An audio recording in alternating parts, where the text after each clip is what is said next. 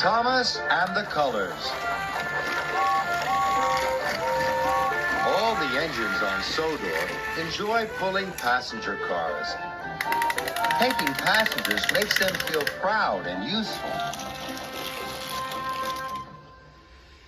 Sir Topham Hatt had an important announcement to make. Today is the day of the big football game, he boomed. The Sodor school team will play a team from the mainland. All the engines were very excited. Whoever finishes their jobs first will pull the Sodor team.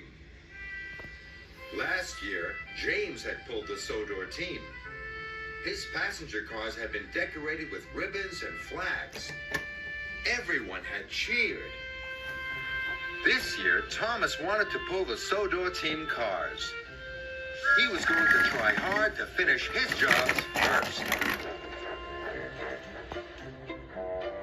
Soon, Thomas's work was done. He was sure he had finished first, and he steamed proudly to the yards. But when he puffed into the yards, there was James. James had finished all his jobs first.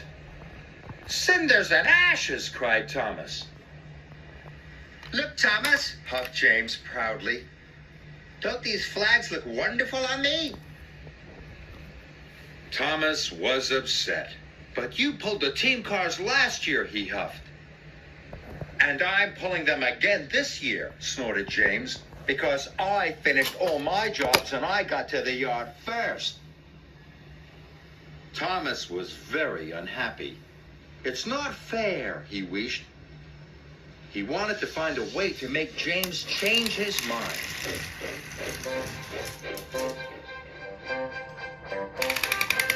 James was on his way to collect the Sodor team, but he had to stop at a signal. Thomas puffed up next to him. "I've got an idea," tooted Thomas. "Why don't you take Sir Topham Hatt to the game? He will have the trophy. That's the best job. Then I can take the Sodor team cars for you." But James didn't want to take Sir Topham Hatt or the trophy. He thought wearing the team colors was much more exciting. Thomas tried to think of another way to make James change his mind.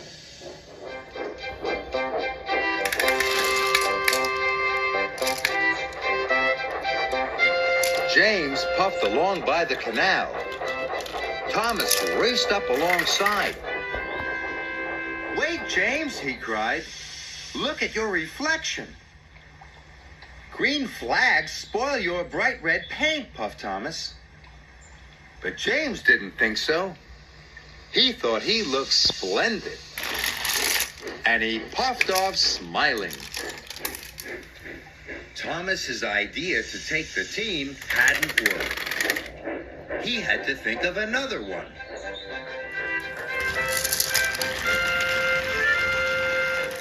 James was still puffing proudly to collect the Sodor team. Thomas was puffing along too. He was thinking hard. Suddenly, an idea flew into his funnel. Thomas pulled up to the signal box. He was pleased that James hadn't yet arrived. "Quick, sir! You must change the points." So the signalman pulled a big lever. Then Thomas watched James fly into the siding. The siding hadn't been used for a long time. It was very overgrown. Thomas heard scratching and scraping sounds. When Thomas saw what had happened, he could not believe his eyes. "Cinders and ashes!" cried Thomas. All the green and white flags had been ripped from James's funnel and cab. The Sodor team colors are ruined, cried James. Thomas felt terrible.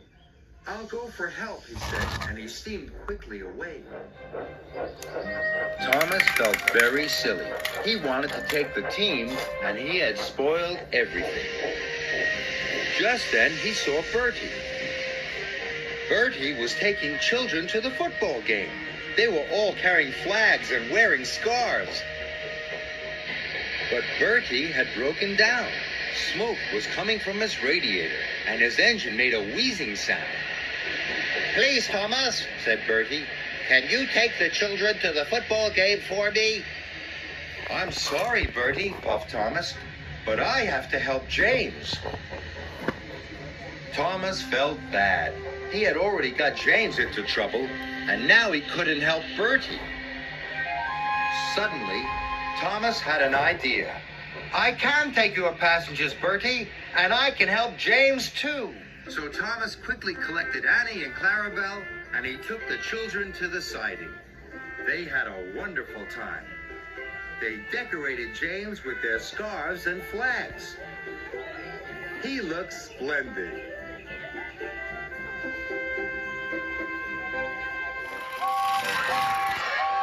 When James arrived at the football field, everybody cheered. They all thought he looked wonderful.